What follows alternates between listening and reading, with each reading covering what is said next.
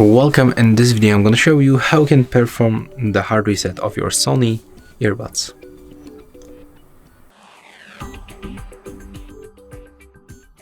So to do this, we have to be connected with earbuds and our Sony headphones application, and next we have to select system.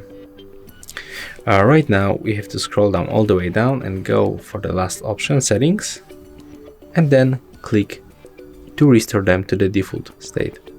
So click. Here is full description of this process.